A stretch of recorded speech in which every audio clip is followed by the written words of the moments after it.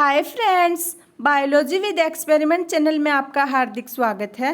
आज की वीडियो में करेंगे हम पूरी ईवीएस सीटेट पीआरटी एग्ज़ाम में ईवीएस के पेपर में इस वीडियो से बाहर एक भी क्वेश्चन नहीं आएगा।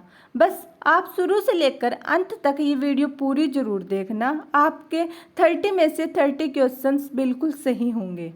हम अपना लेक्चर शुरू करते हैं। सबसे पहले पढ़ेंगे पर्यावरण के बारे में। राजीव गांधी के नेतृत्व में पर्यावरण एवं वन मंत्रालय का सृजन किया गया था 17 सितंबर 1985 को। पर्यावरण संरक्षण अधिनियम पारित किया गया था 1986 में। राजीव गांधी ने अपने शासनकाल में शुरू किया था गंगा कार्य योजना, जो 1985 में किया गया। नेक्स्ट है अपने इंदिरा गांधी द्वारा 1972 में विश्व की सबसे बड़ी वन्य जीव परियोजना प्रारंभ की गई थी, वन्य जीव संरक्षण अधिनियम 1973 में। राष्ट्रीय हरित न्यायाधिकरण अधिनियम पारित किया गया 2010 को। प्रथम बार चौथी पंचवर्षीय योजना के दौरान जोड़ा गया पर्यावरण को विकास के साथ। एक भौमिकीय प्रक्रिया होती है अपक्षीय। जो पौधे सूर्य के पूर्ण प्रकाश में सबसे अच्छी तरह विकसित होते हैं उन्हें कहते हैं हीलियोफाइट्स। नेक्स्ट है प्रकाश की कम तीव्रता में सबसे अच्छे उगने वाले पौधे क्या कहलाएंगे? जियोफाइट्स। वे जंतु जिनका रुधिर गर्म होता है और जो अपने शरीर का तापमान किसी भी वातावरणीय परिस्थिति में स्थिर बनाए रखते हैं उन्हें कहेंगे होम्योथर्मिक या इंडोथर्मिक, जैसे पक्षी व स्तनधारी। वायुमंडल का ठंडा होना या गर्म होना प्रत्यक्ष सूर्यपात के कारण न होकर निर्भर होता है भौमिकी विकिरण पर। नेक्स्ट चैप्टर का करते हैं हम मानव व पर्यावरण संबंध है।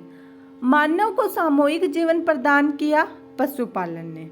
खेती की सर्वाधिक पुरातन प्रणाली है झूम कृषि।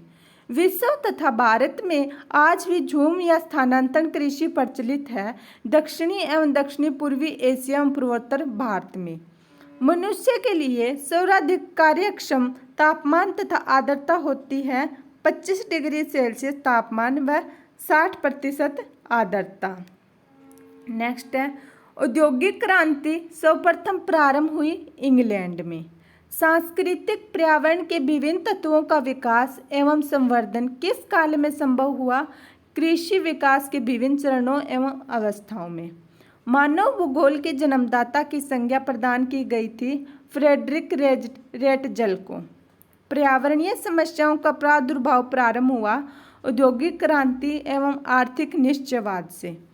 मेघविजन में यौगिक का प्रयोग किया जाता है ठोस कार्बन डाइऑक्साइड एवं आयोडीन के यौगिक। नेक्स्ट चैप्टर करते हैं पारिस्थितिकी तंत्र एवं परितंत्र के।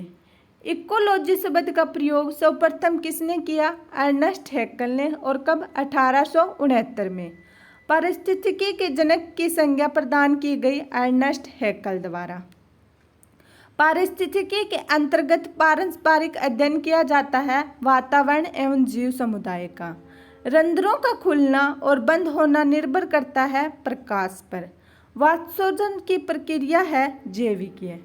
विटामिन ए तथा कैरोटीन के निर्माण में महत्वपूर्ण भूमिका होती है प्रकाश की। अल्पदीप्ति काले पौधे हैं तंबाकू एवं सोयाबीन।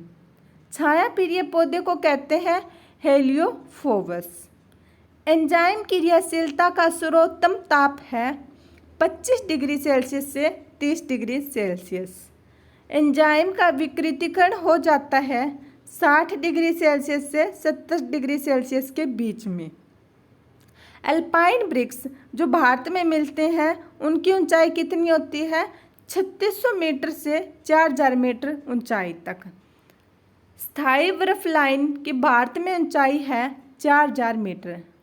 अंकुरण के लिए बीजों को कम ताप पर रखना कहलाता है बसंतीकरण।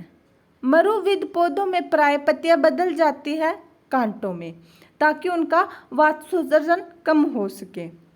आर्द्रता को मापा जाता है सापेक्षिक आर्द्रता की प्रतिशत इकाई में। वनस्पतियों के सड़ने से गैस निकलती है मीथेन। और चावल के खेतों में भी कौन सी गैस निकलेगी? मीथेन। वायुमंडल में ऑर्गन गैस की मात्रा पाई जाती है 0.93%। पौधों के सभी पोषक तत्वों से युक्त कार्बनिक पदार्थ है ह्यूमस। भारत में अवनालिका अक्षरण से सर्वाधिक प्रभावित क्षेत्र है मालवा पठार क्षेत्र, जो चंबल घाटी में क्षेत्र बोलते हैं। संसार का सबसे बड़ा लोएस मैदान स्थित है चीन में। वायु द्वारा उड़कर दूसरे स्थान पर पहुंची मृदा कहलाती है वातोड मृदा। अधो मृदा के संस्तर को कहते हैं संस्तर बी। मृदा में औसतन कार्बनिक पदार्थ पाया जाता है 5.0%। प्राकृतिक ऑक्सीजन है इंडोल एसिटिक एसिड, जिन्हें हम पादप हार्मोन भी कहते हैं। क्लोरोफिल के निर्माण के लिए अति आवश्यक तत्व है मैग्नीशियम, ये पत्तियों में पाया जाता है। वाष्पोत्सर्जन क्रिया के लिए आवश्यक तत्व है पोटेशियम। पोटेशियम क्यों आवश्यक है? उनके पंप के लिए, आयन पंप के लिए। वह मृदा जल जिसे पौधे अपनी जड़ों के द्वारा अवशोषित करते हैं केशिका जल। जल धारण क्षमता सर्वाधिक होती है माटियार मृदा में, जिसे इंग्लिश में क्ले मिट्टी बोलते हैं। जलाक्रांत मृदा में वनस्पतियां मिलती है मैनग्रोव। ये कहाँ पर होती है? लवणीय पानी में, जैसे समुद्र के किनारे मिलते हैं मैनग्रोव जंगल, समुद्र के किनारे मिलते हैं। पौधों की वृद्धि तथा मृदा से पोषक तत्वों का अवशोषण सर्वाधिक पीएच मान होता है 6 से 7 के बीच में, न्यूट्रल बोलते हैं जिसे हम, जो ना एसिडिक होता है ना बेसिक इन नेचर होता है। सर्वाधिक उर्वरता को धारण करने वाली मृदा कण है माटियार, जिसे कले भी बोलते हैं हम। सर्वाधिक उर्वर मृदा एवं मिट्टी है दोमट मृदा एवं जलोढ़ मिट्टी, मतलब उपजाऊ मिट्टी, दोमट मिट्टी और जलोढ़ मिट्टी। चूना प्रधान मृदा में उगने वाले पौधों को क्या कहा जाता है? कैल्सिकोल्स। सर्वाधिक कार्बनिक पदार्थ पाया जाता है पीट मृदा में। श्वसन मूल न्यूमेटाफोर्स मिलता है मैनग्रोव वनस्पतियों में। इनमें क्या होते हैं? ये जैसे ये पेड़ है समुद्र के किनारे या फिर नमकीय पौधों में होते, तो इनकी जड़ें क्या करेंगी? ये जो जड़ें धरती से निकलकर वापस ऊपर की तरफ आती है, ऐसे बाहर निकली होती है। ये बीच की मिट्टी होगी नीचे इनकी होगी, तो ये वापस बाहर ऊपर की तरफ आ जाती है। पूर्ण मूल तथा स्तंभ परजीवी है क्रमशः ओरोबैंकी तथा अमरबेल। कवक का किसी पौधे की जड़ के साथ सहजीवन कहलाता है माइकोरिजिया। कीटभक्षी पौधे अपना भोजन स्वयं बना सकते हैं या नहीं? हाँ, बना सकते हैं। यूट्रिकुलेरिया, नेपथेंसिस, डायोनिया एवं ड्रोसोरा पौधे क्या है? कीटभक्षी। या फ्रेंड्स, आपके एग्जाम में ऐसे भी आ सकता है, ऑप्शन दे देंगे और इनमें 3 ऑप्शन दे देंगे, इनमें से एक नहीं देंगे, या फिर 3 ऑप्शन नॉर्मल पौधों के दे देंगे, एक ऑप्शन ये दे देंगे और उनमें पूछ लेंगे कि कौन सा कीटभक्षी पौधा है। तो ये नाम अच्छे से रट लो, इंपॉर्टेंट क्वेश्चन है। यूट्रिकुलेरिया, नेपथेंसिस, डायोनिया और ड्रोसेरा कौन से पौधे होंगे? कीटभक्षी। आम के वृक्ष का अर्धपत्तना परजीवी है लोरेंथस। पारिस्थितिकी अध्ययन की आधारभूत इकाई है पारिस्थितिकी तंत्र। पारिस्थितिकी तंत्र का प्रमुख चालक बल माना जाता है क्षयिक विकर्ण को। आहार जल फूड वेव्स, आहार जाल फूड वेव्स की विविधता में वृद्धि के पारिस्थितिकी तंत्र पर क्या प्रभाव पड़ता है? स्थिरता में वृद्धि होती है।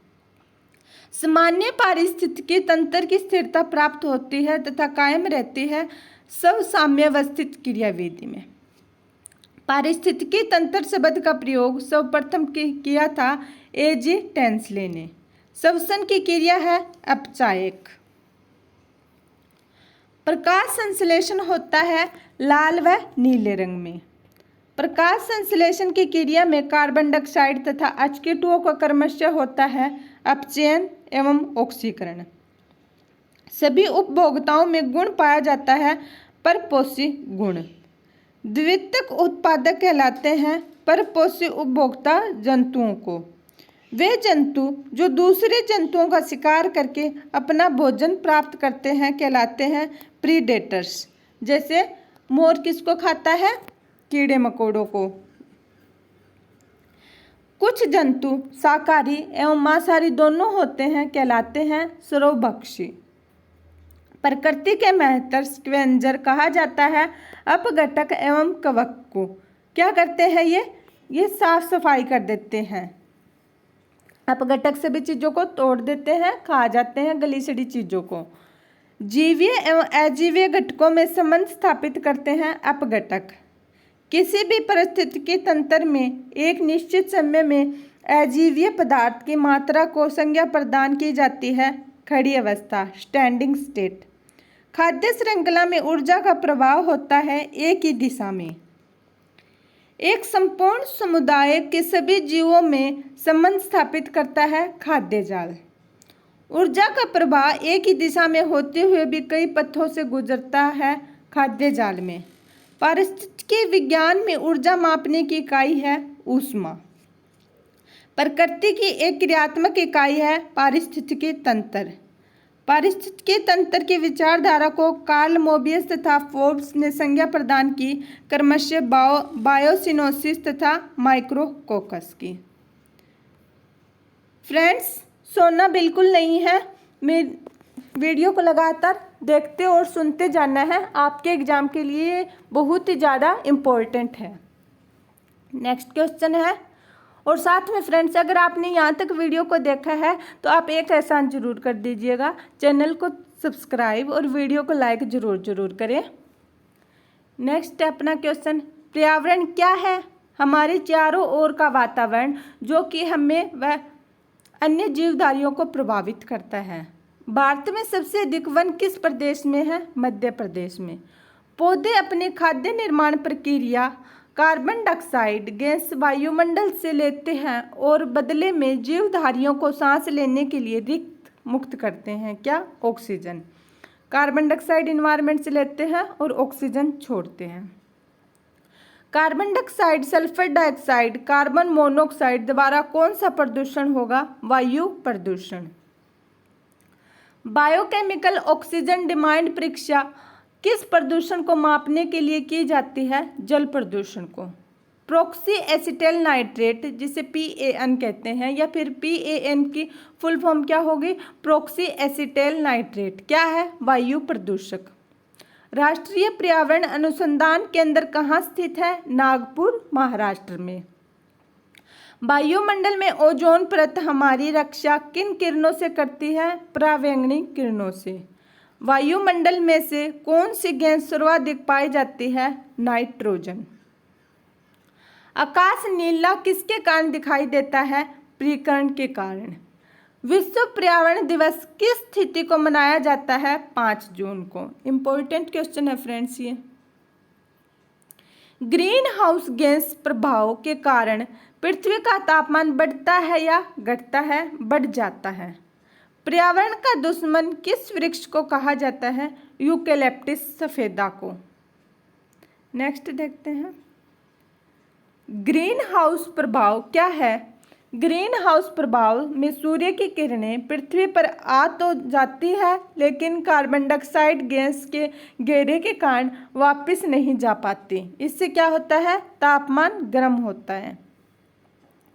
राष्ट्रीय वन नीति के अनुसार कितने प्रतिशत भूभाग पर वन होना अनिवार्य है? 33%। ग्रीन पीस क्या है? पर्यावरण योजना।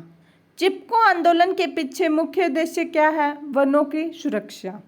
भारत सरकार द्वारा केंद्र में पर्यावरण विभाग की स्थापना किस वर्ष की गई? 1980 में। संयुक्त राष्ट्र पर्यावरण कार्यक्रम UNEP का मुख्यालय कहाँ है? नैरोबी, केन्या में। फोटोकॉपी मशीन में कौन सी गैस उत्पादित होती है? ओजोन। विश्व वन्य जीव कोष द्वारा प्रतीक के रूप में किस पशु को लिया गया है? पांडा। भारत का कौन सा राज्य टाइगर राज्य के रूप में जाना जाता है? मध्य प्रदेश। वन महोत्सव किसने प्रारंभ किया था? KM मुंशी ने। विश्व वन्यजीव संरक्षण कोष कहाँ स्थित है? स्विट्जरलैंड में। सबसे प्राचीन काल में उगाया जाने वाला फल वृक्ष कौन सा है? खजूर। सफोकेशन क्या है? ऑक्सीजन की कमी का जीवों पर प्रभाव। ये जब हम एक बंद कमरे में इसको नोटिस करते हैं, घुटन महसूस करना, या फिर एक बड़ी क्लास होती है और अपनी लाइट चली जाती है, पंखे बंद हो जाते हैं, तो क्या फील करते हैं हम? सफोकेशन। ज़्यादा बच्चे होते हैं तो ऑक्सीजन की कमी होने लगती है। जलवायु परिवर्तन में किन गैसों का मुख्य भूमिका होती है? ग्रीन हाउस गैस की। सर्वाधिक ओजोन अक्षयकारी गैस कौन सी है? CFC, जिसकी फुल फॉर्म क्या है? क्लोरोफ्लोरोकार्बन। क्लोरोफ्लोरोकार्बन किन गैसों का संयुक्त रूप है? क्लोरीन, क्लोरीन एवं कार्बन। ये क्लोरीन की जगह फ्लोरीन आएगा फ्रेंड्स यहाँ पे। क्लोरीन, फ्लोरीन एवं कार्बन। साथ में क्लोरोफ्लोरोकार्बन है, ये गैस ओजोन परत के लिए बहुत ही ज़्यादा हानिकारक है। भूतल पर CFC का प्रयोग कहाँ होता है? स्प्रे कैन डिस्पेंसर, वातानुकूलों, रेफ्रिजरेटरों, हेयर स्प्रे, शेविंग क्रीम, विविध सौंदर्य प्रदानों आदि में। ग्रीन हाउस प्रभाव का प्रत्यक्ष परिणाम क्या होगा? ग्लेशियर पिघलने लगेंगे। भारत में वृक्षों का आदमी किसे कहा जाता है? सुंदरलाल बहुगुणों को। सर्वाधिक जैव विविधता कहाँ पाई जाती है? ट्रॉपिकल रेन फॉरेस्ट में। बायोटेक्नोलॉजी पार्क कहाँ पर स्थित है? लखनऊ में। पृथ्वी दिवस कब मनाया जाता है? 22 अप्रैल को। और पर्यावरण दिवस 5 जून को। भविष्य का ईंधन किसे कहा जाता है? हाइड्रोजन को। पर्यावरण की रक्षा कवच किसे कहा जाता है? ओजोन परत को। रेड डाटा बुक का संबंध किससे है? विलुप्त के संकट से ग्रस्त जीवों में, जो मतलब विलुप्त होने के कगार पे हैं, उनका नाम कौन सी बुक में है? रेड लिस्ट में या रेड डाटा बुक में। विश्व का सबसे प्रदूषित नगर कौन सा है? Mexico city. Environment education for kids USA में कहाँ पर स्थित है? विस्कोसिन में। CNG की फुल फॉर्म क्या है? Compressed natural gas. ध्वनि प्रदूषण कितने डेसिबल से माना जाता है? 65 डेसिबल से अधिक होगा वो क्या माना जाएगा? ध्वनि प्रदूषण के अंतर्गत आने लग जाता है। जल प्रदूषण को मापने के लिए कौन सा प्रशिक्षण किया जाता है? Biochemical oxygen demand. ताजमहल के पीले पड़ने तथा उसके अक्षरण होने का मुख्य कारण क्या है? अम्लीय वर्षा। मानव द्वारा निर्मित उपग्रह कहाँ स्थापित होते हैं? ब्रह्म वायुमंडल में।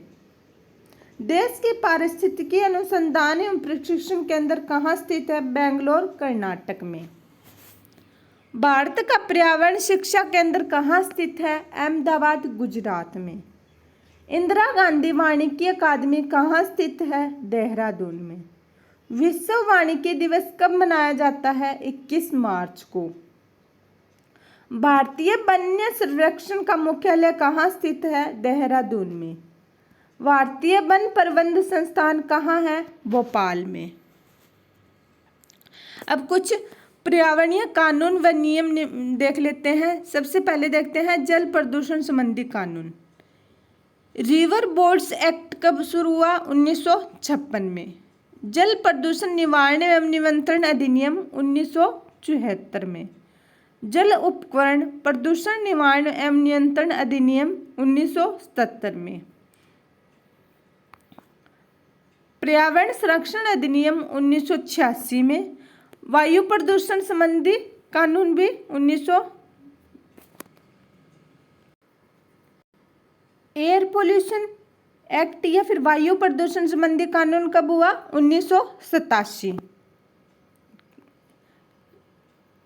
जो 81 में तो निकला और 1987 में लागू हुआ। Factories act 1948। Inflammables substances act 1952। वायु प्रदूषण निवारण एवं नियंत्रण अधिनियम 1981। 81 में ये पारित हुआ और 1987 में लागू हुआ। पर्यावरण संरक्षण अधिनियम 1986।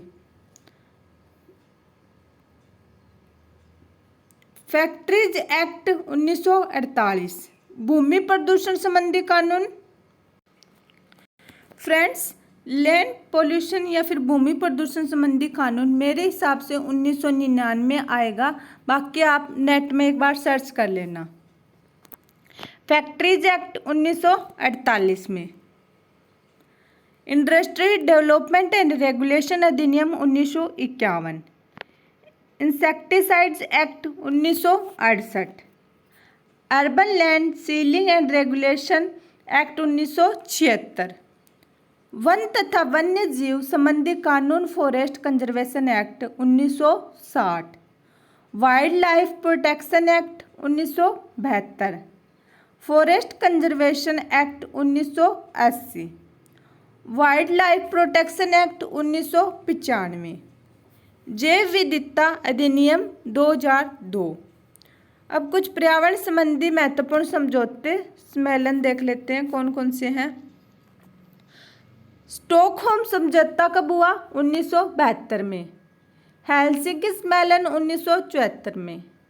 लंदन सम्मेलन 1975 में।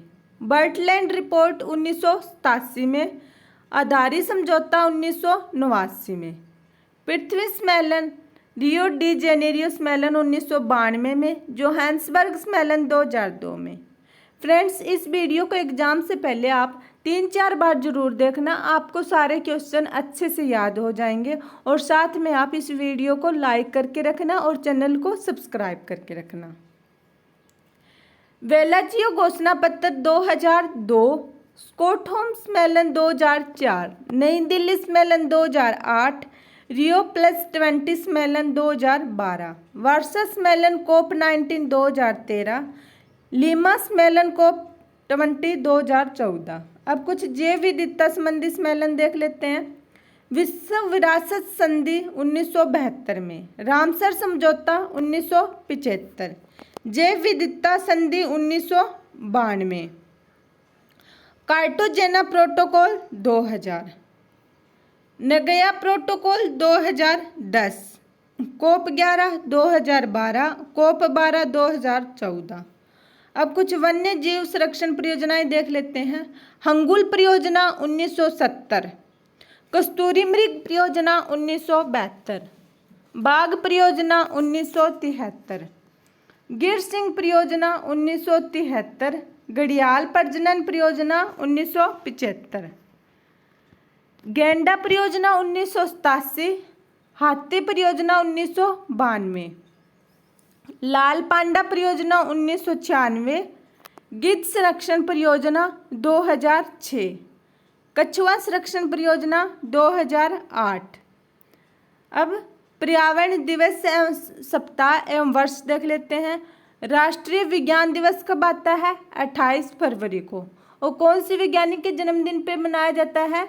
वैज्ञानिक रमन के जन्मदिन पर। और विश्व वानिकी दिवस कब मनाया जाता है? 21 मार्च को।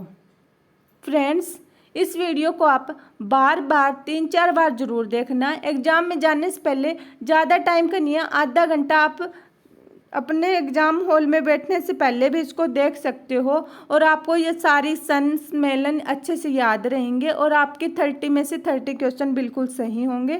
बस आप एक का एहसान जरूर करना, वीडियो को लाइक और चैनल को सब्सक्राइब और अपने फ्रेंड्स के साथ ज़रूर शेयर करना। धन्यवाद।